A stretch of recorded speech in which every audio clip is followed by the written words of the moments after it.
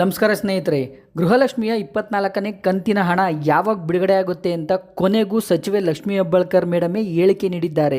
ಎಲ್ಲಿ ಹೇಳಿಕೆ ನೀಡಿದ್ರಪ್ಪ ಅಂದರೆ, ಬೆಳಗಾವಿಯಲ್ಲಿ ನಡೆಯುತ್ತಿರುವ ಚಳಿಗಾಲದ ಅಧಿವೇಶನದಲ್ಲಿ ಸಚಿವೆ ಲಕ್ಷ್ಮೀ ಹೆಬ್ಬಾಳ್ಕರ್ ಮೇಡಮೇ ಮಾಧ್ಯಮಗಳಿಗೆ ಹೇಳಿಕೆ ನೀಡಿದ್ದಾರೆ. ಸ್ನೇಹಿತರೆ, ನೀವೆಲ್ಲ ಫಸ್ಟ್ ಟೈಮ್ ನಮ್ಮ ವಿಡಿಯೋ ನೋಡ್ತಾ ಇದ್ದೀರಾ, ದಯವಿಟ್ಟು ಸಬ್ಸ್ಕ್ರೈಬ್ ಮಾಡಿಕೊಂಡು ನೋಡಿ. TV2 ನ್ಯೂಸ್ ನಿತ್ಯ ನಿರಂತರ ನಿಮ್ಮೊಂದಿಗಿರುತ್ತದೆ. ಸ್ನೇಹಿತರೆ ನೋಡಿ, ಕೆಲವರು ಹೇಳ್ತಾ ಇದ್ದೀರಾ, ಸರ್ ಗೃಹಲಕ್ಷ್ಮಿಯ 23ನೇ ಕಂತಿನ ಹಣ ಇನ್ನೂ ನಮಗೆ ಬಿಡುಗಡೆ ಆಗಿಲ್ಲ, ನಿಜವಾಗ್ಲೂ ಬಿಡುಗಡೆ ಆಗಿದೆಯಾ ಅಂತ.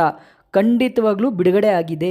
ಈಗಾಗಲೇ 65-70% ಗೃಹಲಕ್ಷ್ಮಿಯರಿಗೆ ಬಿಡುಗಡೆ ಆಗಿದೆ. ಸ್ನೇಹಿತರೆ ನೋಡಿ, ಯಾರಿಗೆಲ್ಲ ಇನ್ನೂ ಗೃಹಲಕ್ಷ್ಮಿಯ 23ನೇ ಕಂತಿನ ಹಣ ಬಂದಿಲ್ಲ ನೋಡಿ, ಖಂಡಿತ 2ನೇ ಹಂತದಲ್ಲಿ ಮೊನ್ನೆಯಿಂದನೇ ಶುರುವಾಗಿದೆ ಬಿಡುಗಡೆ.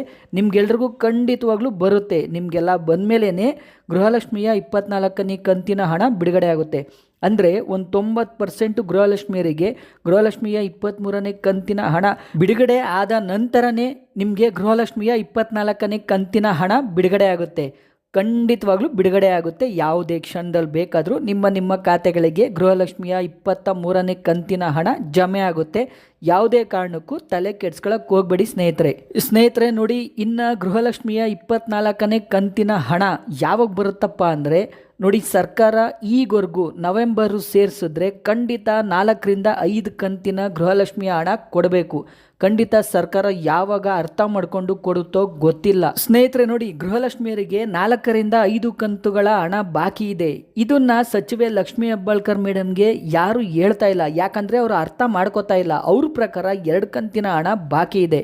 ಸ್ನೇಹಿತರೆ ನೋಡಿ, ಲಕ್ಷ್ಮೀ ಹೆಬ್ಬಾಳ್ಕರ್ ಮೇಡಮ್ ಪ್ರಕಾರ ಈಗ ಸೆಪ್ಟೆಂಬರ್ ಹಾಗೂ ಅಕ್ಟೋಬರ್ ತಿಂಗಳ ಕಂತಿನ ಹಣ ಬಾಕಿ ಇದೆ. ಅದ್ರ ಜೊತೆಲಿ ನವೆಂಬರ್ ತಿಂಗಳ ಕಂತಿನ ಹಣ, ಒಟ್ಟು 3 ತಿಂಗಳು ಕಂತಿನ ಹಣ ಬಾಕಿ ಇದೆ. ಅದರಲ್ಲಿ ಈಗ 1 ಕಂತಿನ ಹಣ ಬಿಡುಗಡೆ ಮಾಡ್ತಾ ಇದ್ದಾರೆ. ಗೃಹಲಕ್ಷ್ಮಿಯ 24ನೇ ಕಂತಿನ ಹಣ ಯಾವಾಗ ಬಿಡುಗಡೆ ಮಾಡ್ತಾ ಇದ್ದಾರೆ ಅಂದರೆ ಸ್ನೇಹಿತರೆ, ಡಿಸೆಂಬರ್ ಎಂಡ್ ಒಳಗಡೆ ಅಥವಾ ಜನವರಿ ಮೊದಲನೇ ವಾರದ ಒಳಗಡೆ ಬಿಡುಗಡೆ ಮಾಡ್ತಾ ಇದ್ದಾರೆ.